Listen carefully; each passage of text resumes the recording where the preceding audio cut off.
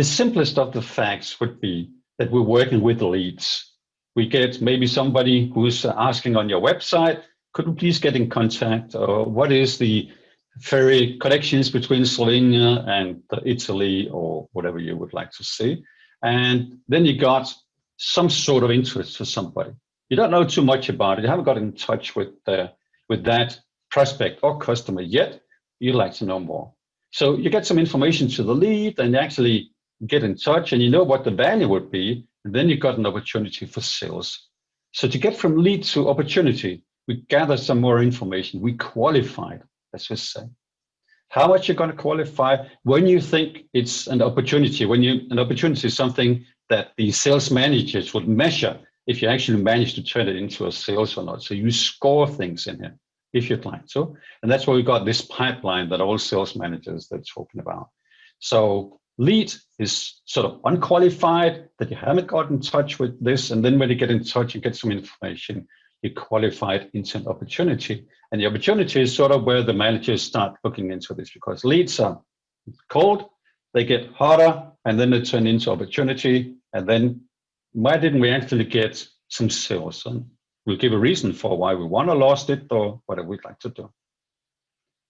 If we want it, then we would like to create a sales quotation. So the opportunity, the customer we got in touch with, they say, yeah, I would like to get an offer. And an offer is what we call a sales quotation in Dynamics 365 CRM. The sales quotation will then be for the customer, or if it is somebody who hasn't yet bought anything from us, it's still a prospect. So the customer or the prospect will get a sales quotation with information about what this would be about, if this would be about something for telepass, or it would be something for ferry connections, or it would be about diesel purchase, or whatever it would be. Then the customer or the prospect could see what it's about, how much, description, and of course, the price. And you would be able to see what the margin would be, how much money you would expect to make, and additional charges and other things too. The more you move from the left to the right, the more information there is, and the more strict Dynamics is what you need to put in there. The lead is just a bunch of information, and opportunity is even more, now adding things like probability and money and so on, so you can calculate the pipeline. If you got an opportunity value, €1 million or whatever it would be, and the probability is 50%, it will be a simple calculation of 500,000 in the pipeline, or whatever you'd like to set up. When we get to the sales quotation, it's more strict. Opportunity is sort of generic, a lot of text, attachments, documents, and other things to it. Where on the sales quotation, you would select out of your price list or out of your catalog or whatever, which item, services, products, whatever it would be, you'll add this over here. So on the sales quotation, there are some strict things that you should do.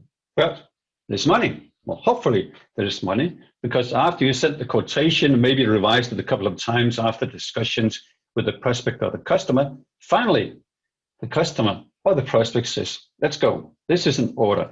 And then this is confirmed. It turns into a sales order. And from the sales order, you do all the handling. If you got any devices for use for telepass or whatever it will be that you need to ship to the customer, this is where you do the things in the warehouse. You do the shipping and picking, packing, and off it goes to the customer. And this is also then where you do the invoicing. The payment stuff and so on is not part of this. Payment stuff is handled by accounts receivable, by the customer service department, or whoever takes care of that in your company. That's not this training. This is something normally by some completely different people profiles. So these are the things where I'll focus. There are more things attached to it. We need to talk about, as mentioned, customers and prospects too. And we've got customers and prospects. We've got contact persons, because who we're going to call, who we're going to email, and so on. But these 4 arrows, that's a story to me about CRM. You don't have to use it all, but this would be a normal flow. You don't have to start with a lead. It could be an opportunity. Did you get a call? I would like to whatever. And then, you know, this is hot. There might be some money.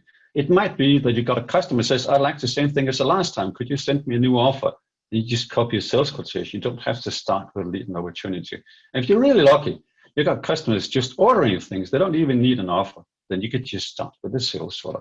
So nobody says that you have to do the full Monty lead opportunity sales quotation and sales order. You could start anywhere and move forwards.